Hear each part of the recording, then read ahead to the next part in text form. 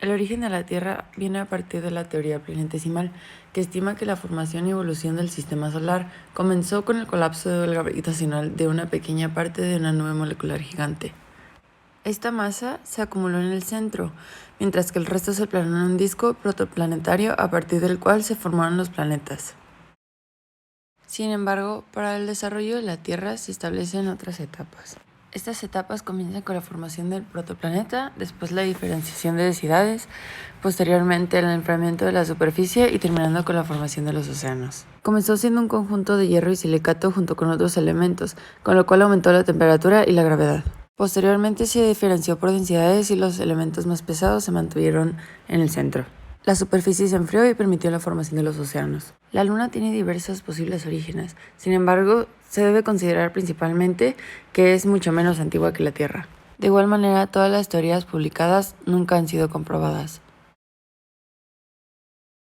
La formación de los océanos se dio a partir del enfriamiento de la Tierra, por lo cual los elementos más ligeros se fueron hacia la superficie. Debido a esto, la litosfera se fue adelgazando hasta que se formó un rift continental a través del cual fue acumulándose el agua debido a las lluvias. En este también influyó la separación de los continentes, ya que a partir de ello fue posible que se formaran las cuencas de agua.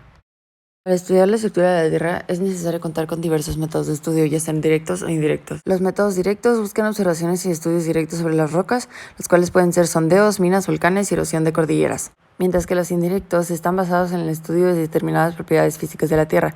Pueden ser varios, entre ellos la tomografía sísmica, la gravedad terrestre y la densidad. Las capas de la Tierra se dividen en diversos modelos. Este es el modelo estático. Esto indica que se debe dividir de acuerdo a la composición química de los materiales, dividiéndose en corteza, manto y núcleo. Esta cuenta igualmente con diversas discontinuidades, teniendo una entre la corteza y el manto y entre el manto y el núcleo. También establece que el 94% de la masa total de la Tierra está compuesto por un número muy reducido de elementos. El modelo dinámico se diferencia debido a que toma en cuenta la presión y la temperatura debido al comportamiento mecánico. Estas capas no coinciden con el modelo estático y se le llama litosfera, mesósfera y endosfera. La litosfera es considerada la capa más externa y rígida, mientras que la mesósfera es una capa que cuenta con corrientes de convección. La endosfera, en cambio, es bastante fluida. La corteza continental tiene una estructura horizontal que cuenta con plataformas interiores que son depresiones entre los cratones y escudos, orégenos y cordilleras que se sitúan entre los bordes de los cartones y son zonas muy activas geológicamente, al igual que las plataformas continentales, que son las pegadas a los continentes, y el talud continental son la gran pendiente que va desde la plataforma continental hasta el fondo oceánico. En cambio, la corteza continental en su estructura vertical cuenta con 3 capas, siendo la primera la capa sedimentaria, formada por materiales sedimentados más o menos transformados, la capa granítica, formada por materiales cuya composición es fundamentalmente de silicatos de aluminio, y la capa basáltica, siendo que es fundamentalmente silicatos de magnesio. La corteza oceánica tiene una estructura vertical que cuenta con una capa de sedimentos con un espesor muy variable, las lavas almohadilladas, que son basaltos marinos emitidos en las zonas de dorsal, diques basálticos de composición similar a las lavas almohadilladas y gabros, las cuales representan material solidificado en la cámara magmática existente bajo la zona de dorsal. La corteza oceánica se divide en dorsales oceánicas, llanuras abisales, guyyots y fosas abisales.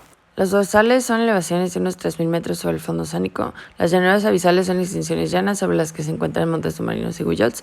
Los guyyots son montes submarinos de cimas planas y las fosas abisales son figuras estrechas y profundas donde se acumulan gran cantidad de sedimentos. La estructura de la Tierra establece que el manto es una zona situada debajo de la corteza. Se cree que la composición está formada principalmente por peridotitas, ya que se realiza esto por métodos indirectos. El manto se divide en manto superior e inferior, siendo el último más denso que el primero, ya que las ondas sísmicas se propagan más rápidamente.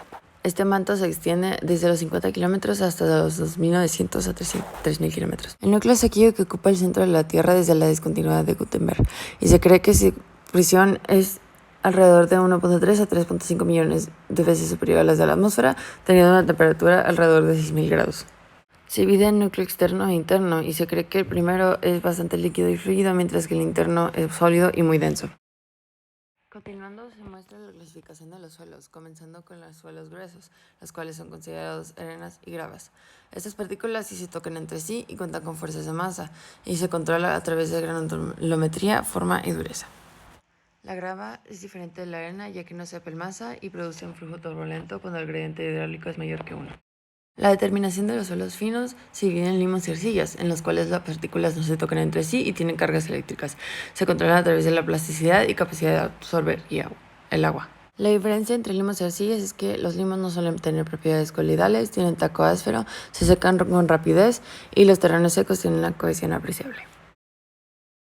Existen dos normas para determinar el tamaño de las partículas y son C736 y D422. La D422 utiliza el análisis granulométrico, el cual determina la distribución por tamaño de las partículas de una muestra utilizando una serie de tamices normalizados, siendo la más común la serie ASTM. Se expresa en porcentaje que pasa respecto a la abertura de malla en forma semilogarítmica.